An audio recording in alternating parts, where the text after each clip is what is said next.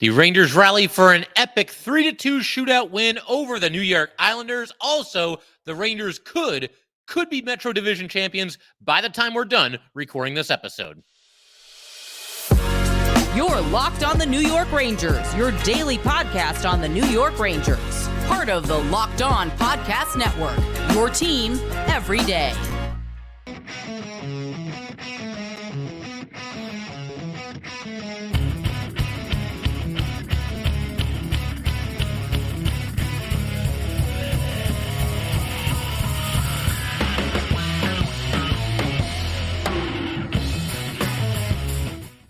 Welcome back, Blue Shirts fans, to episode number 1046 of the Locked On New York Rangers podcast. I'm your host, John Chick. Just want to thank you guys, as always, for making Locked On New York Rangers your first listen every day. We are free and available on all platforms, including YouTube. And today's episode of Locked On New York Rangers is brought to you by Sleeper. Download the Sleeper app and use promo code LOCKEDONNHL to get up to a $100 match on your first deposit. Terms and conditions apply. See Sleeper's terms of use for details. And we are, of course, part of the Locked On Podcast Network, your team every day. So the Rangers bouncing back very nicely from a very lackluster performance against the Flyers. There we go. One of their weaker games of the season against Philly, but bouncing back with what I would say was one of their stronger games of the season against a desperate Islanders team, an Islanders team that had won 6 in a row coming into the action. And obviously the Rangers, once again, coming from behind to post yet another comeback win. And somebody will still have something to say about this team has no heart and this, that, and the other thing. There were people coming out of the woodworks on Twitter saying that during the loss to the Flyers. It's just impossible that the Rangers could have an off night, right? You know, they had an off night against the Flyers. It is what it is. You'd like to see them do a little bit better. I mean, that is an important game for the Rangers there. You'd like to see them play better. But man, they course correct in a heck of a hurry against the Islanders here. This is a back and forth battle all the way, playoff-like intensity. And the Rangers were able to do what they had been doing and then got away from it a little while, dialing up the intensity, the passion, the energy, to take down a team that desperately needs wins and desperately needs points, and that's the Islanders. Now, of course, with that loss, the Islanders still do sit in playoff position right now. We're going to break down the playoff current format, you know, what it would be like right now, and who would the Rangers be playing at the start of the playoffs if the playoffs ended right now, and what needs to happen for them to win the division and all that good stuff. We'll get to that in due time in today's episode. But first, I wanted to really kind of kick off today's episode by just enjoying that awesome rally that the Rangers had. I mean, they were only down by 1 goal, but still, you know, you get a late goal, game-time goal by Artemi Panarin, frantic overtime period, and then a shootout, which is always exciting by its very nature. And so, yeah, the third period, I mean, good start for the Rangers. We got to give some props to the fourth line. As far as unsung heroes in this game, well, you know what? Let's give it to all three of them. Let's give it to Goodrow, VZ, and Matt Rempe. And we'll even give a little piece of it to Johnny Brodzinski, too, because that fourth line has really been playing well lately. But obviously, Matt Rempe was back in the lineup for this one. And somewhat surprisingly, no fights. But it is funny how, you know, a certain game can kind of take on an identity. It wasn't really that late into this game. I mean, it was probably in the first period where I started thinking, like, you know what? Matt Rempe may not get into a fight in this game. This is just too important of a game for both teams. They're going to take it to each other, you know, as well as they can. And there's 2 very, very important points up for grabs there. And yeah, it just kind of felt like a game that even though the intensity was there, wasn't so sure that we were going to see anybody drop their gloves, and nobody did. And Rangers still able to get the win, you know, despite that. Imagine that, you know, they win a game despite Matt Rempe not punching anybody in the face. It can happen, and it does happen. But anyway, the big fireworks of the third period, that occurred with about 4 minutes to go. You've got an offensive zone draw win for the Rangers. Vincent Trocheck, who, as we've documented, basically just a human cheat code on the faceoff circle. He's always been a good faceoff guy, but he's been on just a whole nother level this year. He wins it clean back to Panarin, and the draw is on the left circle, the left faceoff circle. Panarin picks up the puck. I get the feeling this is probably exactly what they were looking to do. But again, Panarin picks it up, just whips a wrist shot, you know, with his momentum kind of taking him toward the net, or at least toward the center of the ice there, and gets it over the left shoulder of Sorokin, ties the game 2-2. And Panarin now with at least 1 point in 66 games this season, a franchise record, so he gets to pad his record there. But more importantly, this game is now tied. And obviously, look, it's been a heated game, a game where, you know, both teams are going full bore. It's probably as close to like a true playoff environment as we've felt as Ranger fans probably this entire season. I mean, maybe there's some other game you guys can point to, but this is certainly up there. And of course, you want to win, but there is that little part of me that thinks, okay, tie game, 4 minutes to go or 3 minutes, however much time was left there. It was late in the third period. And it's like, all right, well, if this gets to overtime, we do get a point that counts for something, and then we get a chance to go for the second point. And of course, that is what happened. Wasn't without some nervous moments. The Islanders did hit a crossbar late in the third period, so they could have taken the lead right back and potentially won it in regulation there. But the game does end up going into overtime, and you start the overtime with what I've been saying, the only three players that should be out there at the start of 3v3 overtime hockey for the Rangers, and that's Trocheck, Fox, and Panarin. Rangers were dominating time of possession, but not really getting a ton of shots on net. And in fact, at the end of the overtime period, the shots on net were 4-0 in favor of the Islanders, despite the fact that the Rangers probably had the puck for twice as long as the Islanders did. But the other thing I wanted to do here, I wanted to give some props to Wenberg, Gustafsson, and Lafreniere. They didn't obviously start the overtime, but they were out there, and they were kind of in a tough spot. The puck was in the Rangers zone for a little while. By this point, the Islanders had gotten the puck. Rangers eventually got it back, but the three of them were really under pressure here. They had precious little space to work with, which is not something you usually say about 3-on-3 overtime, but that was the case here, and they did a really nice job, communicating, keeping the puck away from the Islanders, allowing the Rangers to maintain possession of the puck. And I was thinking, like, man, that's going to set the stage for the game winner for the Rangers. And in fact, they got a scoring chance not too long after this. You had Lafreniere, a long pass up the center of the ice to Adam Fox, who was just off the bench. He goes in, makes a perfect pass over to Trocheck, and Trocheck just not able to bury his shot despite, a pretty open net there. Just wasn't able to do it. But then, just a phenomenal save by Igor Shesterkin. We're going to talk about Igor a little bit later in today's episode, but you got Matt Barzal going in up the left side, and we're talking, it's late in overtime now, 10 seconds. By the time Igor made this save, they were down to 7 seconds, and what a save this was. Just an unreal glove save, stretching up, full extension, highway robbery here, keeping the game alive for the Rangers. And like I said, freezing the puck with 7.4 seconds to go. We talked about Trocheck a second ago. Again, human cheat code on the faceoff dot, and he wins another faceoff here. Overtime ends. We go to the shootout, and that's when Panarin did what he does, and he converts. He's the first shooter for either team. Just stick handles and scores, and just unreal hands here under the glove. The shot accuracy is obviously very good, and the Islanders get a chance. Palmieri hits the post. Mika not able to score. Nelson also not able to score. Igor just basically stoned him and gave him nothing. And then Trocheck ices a walk-off goal in the third round. Basically just went in and scored. And just like that, big win for the Rangers. And I know there's mixed feelings on the shootout and whatnot, but man, when you win a game like this in the shootout, that certainly is a lot of fun. And obviously 2 big points for the Rangers as they hopefully close in on the division crown here. And with that in mind, we're going to continue in just a second, talk about Igor Shesterkin, the way he's played recently, and his performance in this game, one of his best of the season. We'll get to that in a second. Real quick, though, I do want to check the score here. The last I checked, right before I hit record, it was 2-2. The Canes are playing the Blackhawks right now. If the Blackhawks beat them in regulation, the division is over. The Metro Division crown goes to the Rangers. My understanding is that if the Canes lose in overtime, that would keep them alive. But regardless, if the Rangers beat the Senators, they control their own destiny. If they win that game, the Rangers will win the division. So that's obviously good news, and they would be the top team in the Eastern Conference as well. But with that said, let's look at the scoreboard here, and it looks like it is still 2-2, 3:54 to go. Hurricanes and Blackhawks. Again, if the Blackhawks are able to win this game, the Metro Division goes to the Rangers. There's 3:54 to go. As I said, the Canes are on a power play right now, so we'll check back with that a little bit later in this episode. It's going to be fun to just kind of do this in real time. I didn't plan it this way, but once it, I was hitting record, and I was like, what's happening in that game? Or did the Rangers win their division yet? And this is going to be fun to just kind of keep an eye on that as we go forward in today's episode. But in just a second, going to shift our attention to Igor Shesterkin. I thought he was just phenomenal in this game. We already talked about 1 or 2 of his saves already. We'll get into some more and just some thoughts on Igor Shesterkin, the way he's been playing lately, and we'll get to that in just a second. But first, definitely want to let everybody know that today's episode of Locked On New York Rangers is brought to you by eBay Motors. Passion, drive, and patience. The formula for winning championships is also what keeps your ride or die alive. eBay Motors has everything you need to maintain your vehicle and level it up to peak performance. Superchargers, roof cracks, exhaust kits, LED headlights, and more. Whether you're into speed, power, or style, eBay Motors has got you covered. With over 122 million parts for your number one ride or die, you will always find exactly what you're looking for. And with eBay Guaranteed Fit, your part is guaranteed to fit your ride every time or your money back, because with eBay Motors, you are burning rubber and not cash. With all the parts you need at all the prices you want, it's easy to make your car the MVP and bring home those huge wins. Keep your ride or die alive at ebaymotors.com.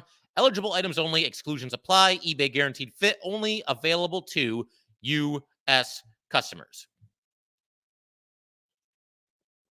All right, let's go ahead and keep everything rolling here. Do want to mention that it is Locked On's NFL Mock Draft live on April 7th at 7 Eastern Time, streaming on the Locked On Sports 24/7 streaming channel on YouTube or the free Amazon Fire TV channels app. Find the ultimate 6-episode series on April 17th at 7 Eastern Time to hear who the local Locked On experts are picking for every NFL franchise, with live reactions from local college football experts and even the fantasy football angle. The Locked On NFL Mock Draft on April 17th at 7 Eastern Time, streaming live on Locked On Sports Today, 24/7 streaming channel on YouTube, or the free Amazon Fire TV channels app. So let's go ahead and keep everything rolling here. Igor Shesterkin. This was him at basically, I would say, his absolute best. Just a lot of big-time saves. I mean, to begin with, you just look at the stat line, and in this game, he ends up stopping 34 of 36 shots, does Igor Shesterkin, and of course, he gets the win. He had that ridiculously clutch save in overtime that kept the game alive, and then, of course, in the shootout itself, Rangers won in the shootout. He didn't really, do anything otherworldly by his own lofty standards in the shootout here. The one guy hit the post, the other guy, it just looked like Igor just was not going to allow this guy to score. And just a nice save there, obviously paved the way for the Rangers to win this game. But one of many clutch saves that the Rangers got from Igor Shesterkin in this game. And to highlight a couple of them, I mean, some of his best saves came in the third period. And of course, that clutch glove save in the overtime. But in the third period, a couple of his really big saves, they occurred when the Rangers were down 2-1. And obviously, this is kind of a tight game, a low-scoring game. I mean, there's chances both ways, but both goalies are, at or near the top of their game. We kind of got a little bit of a goalie duel here. So going down by 2 against the Islanders here, I mean, you can always come back, but it makes the task obviously quite a bit more difficult. And Igor, a couple clutch saves in the third period to make sure that did not happen. There was one where, just a ridiculous sliding save to his right, basically sprawling across the ice. This is the play where Lindgren actually got called for a trip here, but it was a delayed penalty, could have been worse. And Igor moving, hard to his right to make a great save. There was also a situation where Panarin turned the puck over. And again, this is still when the Rangers are down 2-1. So you got to keep it there. It's getting late in the third period. Panarin turns the puck over and actually breaks his stick on the play. And Pelech, of all people, is going in on a breakaway. And Panarin's trying to, stay with him and defend. He's got no stick, so he bodies him. But initially, when he tried to prevent Pelech from getting the breakaway, he hooked him. The penalty shot was called. And Panarin's behind him and trying to, stop him from getting to the net. Pelech eventually does get to the net, cannot score, and he gets the penalty shot. Igor makes a save there as well. So a clutch save by Igor Shesterkin there. And it's funny because normally in a spot like this, you would kind of root for it not to be a penalty shot. But given where this game was, there was less than 7 minutes to go at this point. Rangers still down by a goal, and it's Igor against Pelech. And you feel like Igor should probably win this one. There's no guarantees, but rather than have the Islanders on the power play for 2 minutes, where, even if they don't score, they're still killing another 2 minutes, most likely. I guess, a shorthanded goal was certainly on the table for the Rangers. They had one earlier in this game, and they were awesome on the penalty kill. We're going to talk more about that a little bit later as well. But to me, the better scenario here was Pelech getting the penalty shot. And given the time left in the game, the circumstances of the game, and the fact that, he's not going up against, Connor McDavid, Nathan McKinnon here. He's going up against Pelech. And so Igor was able to make the save. Big time stop there for the Ranger netminder. We then get to a point in the third period. This is after the Rangers had tied the game, but Cizikas put the puck off the crossbar. And I guess a little bit of luck there for Igor, but hey, they always say those pipes, they're part of the goalie's equipment. So puck does not go in there. And then with about 1:30 to go, really nice save against Pulock. Save was made by Igor. He had to fight it off. It was deflected out of play. So Igor has been awesome.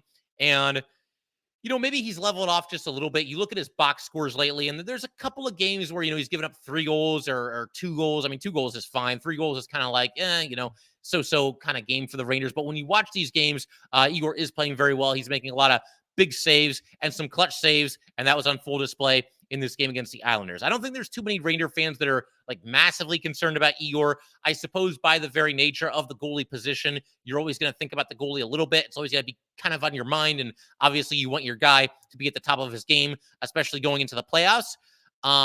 But he went through his struggles earlier this year. We saw Jonathan Quick step in there for 3 straight games and do a great job. He's basically been Igor, ever since he's been back in the lineup. And that's a heck of a time to have, one of your best performances of the season, as, we're right there at the playoffs. There's only one regular season game to go here. And I was trying to figure out, who the Rangers might go with. And it could have something to do with how much is on the line for the Rangers. We'll see how this Canes game shakes out tonight. They could go with Igor again. There's going to be a decent layoff between the regular season finale and the playoffs starting for the Rangers. The playoffs start on April 20th for the NHL. And it looked like they were releasing some playoff information. I was checking Twitter right before. I didn't see anything definitive, but it sounds like, the Knicks are going to be in the playoffs and the Rangers are going to be in the playoffs, and they have to share Madison Square Garden. I know some people were talking about, the Knicks will play in the afternoon on Saturday. The Rangers will play at night. We'll see. Like I said, I don't think there's anything official yet. So we'll just kind of wait and see how that whole thing shakes out. But regardless, there's going to be a decent layoff from Monday until the Rangers' first playoff game. And one other thing that I'll throw out there on that subject is that the last time the Rangers had a long layoff, it was right before the All-Star break. They were down 2-0 against the Senators. They were finishing up what had been just a miserable month of January, their only bad month of the season. And they came storming back in that game, got a big blowout win, had the long layoff, came back, and they were the Rangers that they had showed themselves to be earlier in the season. They've basically been that team ever since. I know the 2-game losing streak against the Islanders and Flyers, some people were freaking out about it. I didn't think it was anything to worry about too much. And again, a gutsy performance here by the Rangers, another comeback win, getting the job done. But turning our attention back to one last point about Igor Shesterkin here. Again, regular season finale on Monday against the Ottawa Senators at Madison Square Garden. Could go either way. You could go with Jonathan Quick here because it is the last game. And obviously, Igor, we hope, has a lot of playoff games in front of him that are obviously very demanding. So to give Igor a night off, if the division is still up for grabs, do you go with Igor and say, go get us a division crown? I get the feeling they probably would do that. You don't have to worry about like Igor being burnt out or anything, like I said, because of the long layoff between the end of the regular season and the start of the Ranger postseason run. So if there are things still on the line, I think you get Igor. If everything is wrapped up and the Rangers are kind of locked into their spot, then maybe at that point you do go with Jonathan Quick. But very curious to see how the Rangers will play it. If it's up to me and there's anything still on the line, I got to have Igor out there trying to seal the division, seal the best record in the East, seal the President's Trophy as well. So let's go ahead. We're going to keep everything rolling in just a second, and I want to talk about the Ranger penalty kill. I mean, they've just been fantastic, really all season, and we're going to talk about them and them keying this win for the Rangers. First, though, a quick update. Okay, so the Hurricanes, only the Blackhawks could pull this off, man. It was 2-2 with like 3 minutes left, and the final score is 4-2 Hurricanes. So the Hurricanes move back to 1 point behind the Rangers. The Rangers to wrap up the division. I mean, they could get some help from the Canes, but they don't really need it. They don't need it, in fact. If the Rangers win in regulation or win it all against the Senators, they'll get 2 points. They'll stay ahead of the Hurricanes no matter what the Hurricanes do in their regular season finale. And while we're on the subject here, let's find out who the Canes play in their last game, because I honestly don't know. Carolina Hurricanes schedule. We're going to see what my phone comes up with here. So the Canes are at the Blue Jackets on the 16th, and the 16th would be on Tuesday. So, yeah, the Rangers can wrap things up on Monday. They don't have to worry about what the Canes are doing, and certainly I don't think you can rely on the Blue Jackets to do us any favors. So the Rangers really got to go out there. I would start Igor Shesterkin. Let's play him out there. Let's get 2 points. Let's get a win, and let's march into the playoffs as division champions and hopefully the winners of everything else as well in the regular season. But yeah, we're going to keep everything rolling. Definitely wanted to talk about the Ranger penalty kill. They were phenomenal in this game. Big reason why they won. And we're going to do that in just a second. First, though, we definitely would like to let everybody know that today's episode of Locked On New York Rangers is brought to you by Sleeper. We are coming down the home stretch of the regular season, Ranger fans, and the Rangers have been on top of the Metro from coast to coast. We obviously hope that it stays that way, but regardless of where we are in the current standings, I want to remind you that you could win big by playing daily fantasy hockey on Sleeper, the official daily fantasy app of the Locked On NHL Network. Sleeper is our number one choice for daily fantasy sports and especially daily fantasy hockey, because with Sleeper, you can win 100 times your cash in daily fantasy hockey contests. All you have to do is pick whether studs like Panarin or Mika Zibanejad or Alexis Lafreniere or Igor Shesterkin will record more or less than their Sleeper projections for things like goals, assists, saves, plus, minus, and more in a given game. To win 100 times your bet on Sleeper, you need to correctly predict the outcome of 8-player stats. You heard me, Ranger fans. You can win 100 times your money playing daily fantasy hockey with Sleeper. So start paying attention, nail your picks so you can start winning big. Use promo code LOCKEDONNHL, and you will get up to a $100 match on your first deposit. Terms and conditions apply. That's code LOCKEDONNHL. See Sleeper's terms of use for details and locational availability. All right, let's give some props to this awesome Ranger penalty kill unit, shall we? Something that I found kind of interesting in this game, Rangers obviously made the trade for Wenberg right before the deadline, and they talked about how, or I guess Peter Laviolette had mentioned this recently, that now having like 6 bona fide go-to forwards for penalty kills really helps the Rangers, because before that, I guess there were 5 guys that would kind of rotate, and now that they've got 6 guys that they feel really good about, you can just kind of put them out there in pairings of 2 and just kind of roll one right after the other. And obviously, the Ranger penalty kill was great before they got Wenberg, but that's a big part of his game as well. Good defensive forward and a very good penalty killer as well.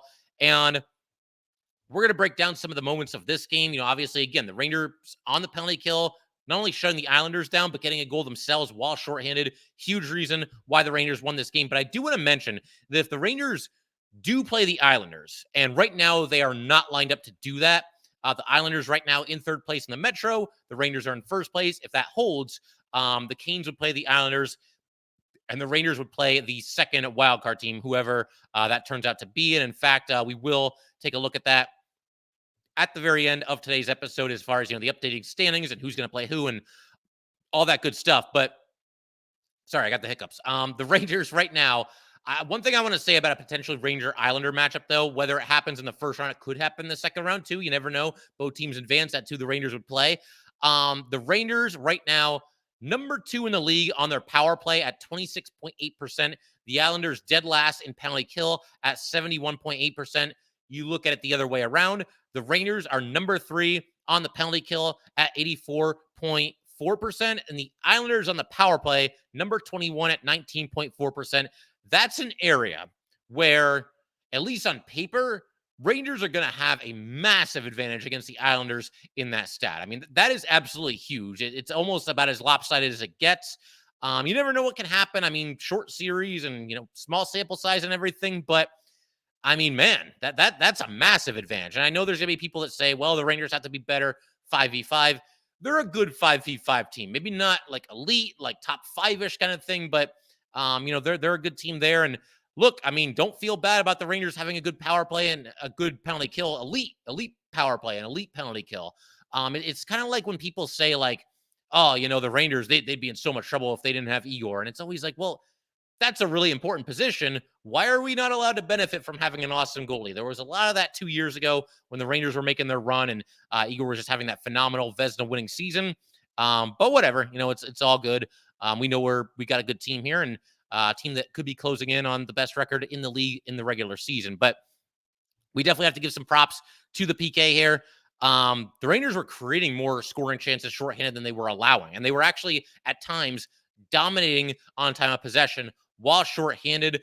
There was a really fun sequence in this game. It happened in the second period where basically, they're playing keep away. You've got a situation where, again, they're dominating on the time of possession while shorthanded. Miller intercepted a pass. VZ cleared. Vincent Trocheck eventually had the puck.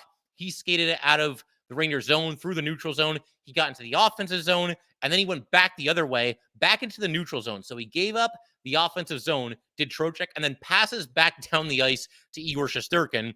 Igor then passes over to Trouba, And then Trouba with an awesome pass. This is the best play probably Jacob Trouba has made since he's returned to the Rangers from his injury. Straight up the ice to spring Lindgren on a partial breakaway. Lindgren did put it wide. But, man, I mean, it looked like the Rangers were just having fun here, basically doing whatever they wanted and giving the Islanders fits. The Islanders got a very short 5-on-3 power play. They were not able to convert there. This goes on and on. I mean, the Islanders basically had about 6 straight minutes of power play time, and the Rangers would not let them score. And then the shorthanded goal by Braden Schneider. You had Mika Zibanejad. Puck was in the Rangers zone. Mika's applying some big-time pressure, going toward the puck carrier. He forces a bad pass. Kreider anticipates it. A nice play by Kreider there, too. Intercepts the pass, zips through the neutral zone, and then gets it to Mika.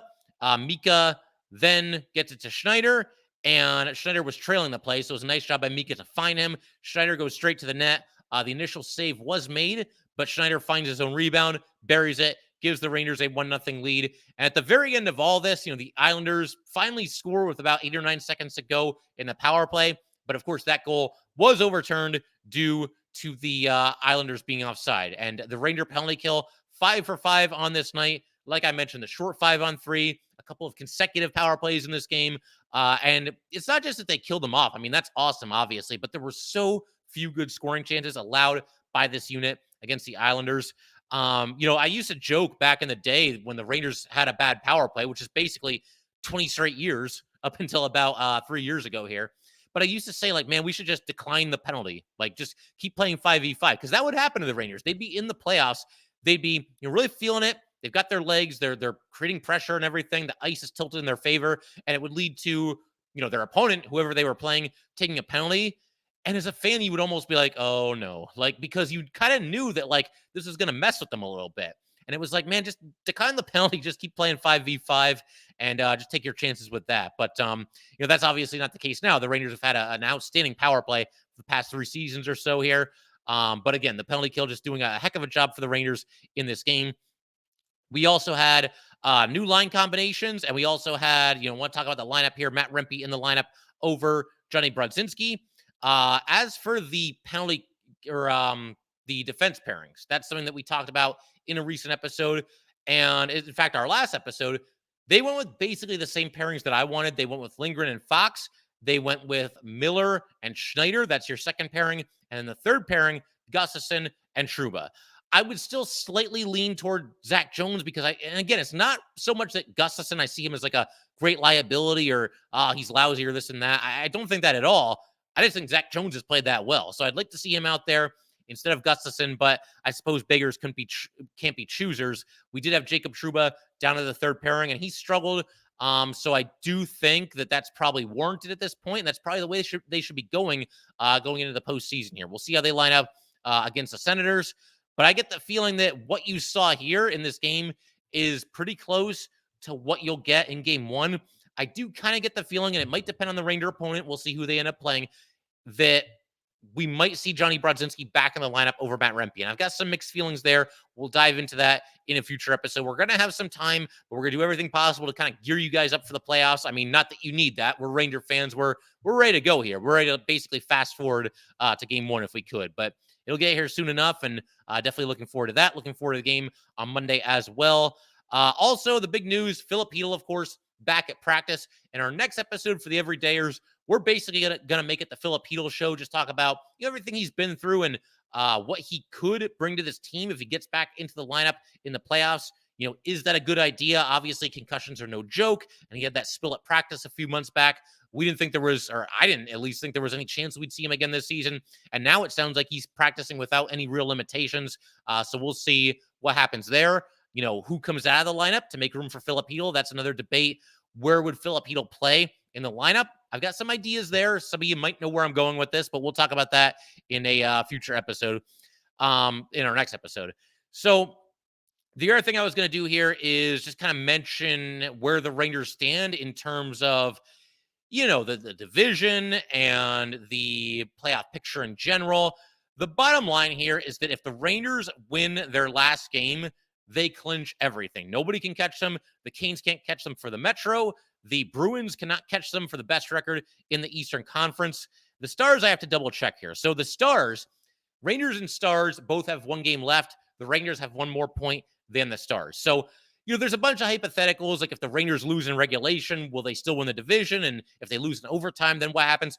Bottom line, if the Rangers win their last game, they win everything. Metro Division, best record in the Eastern Conference, best record in the NHL, and thus the President's Trophy. So that's where things stand. More importantly than that, though, and they mentioned this in the broadcast, and I thought this was interesting, you just want to see your team playing well and doing all the little things right going into the playoffs. All that extra stuff is certainly nice, and I'll take the President's Trophy and the best record and all that good stuff. But I think, just having another strong performance against a team that you should beat, the Ottawa Senators, that's going to bode well for the Rangers going into the postseason. It would certainly be nice to see them play well, get another 2 points, wrap everything up. We'll see how it goes, and we'll be back here to break it down regardless of what happens. But we'll have a new episode on Monday on Filip Chytil, and then on Tuesday, we will break down the regular season finale against the Ottawa Senators. But that will do it for today, guys. Once again, if you'd like to get in touch with this podcast, please send an email to lockedonnyrangers@gmail.com. Once again, it is lockedonnyrangers@gmail.com. Definitely give us a follow on Twitter as well, @LO_NY_Rangers. Once again, that is @LO_NY_Rangers. And definitely subscribe to the Locked On New York Rangers YouTube channel. Thanks again so much, and I will see you next time.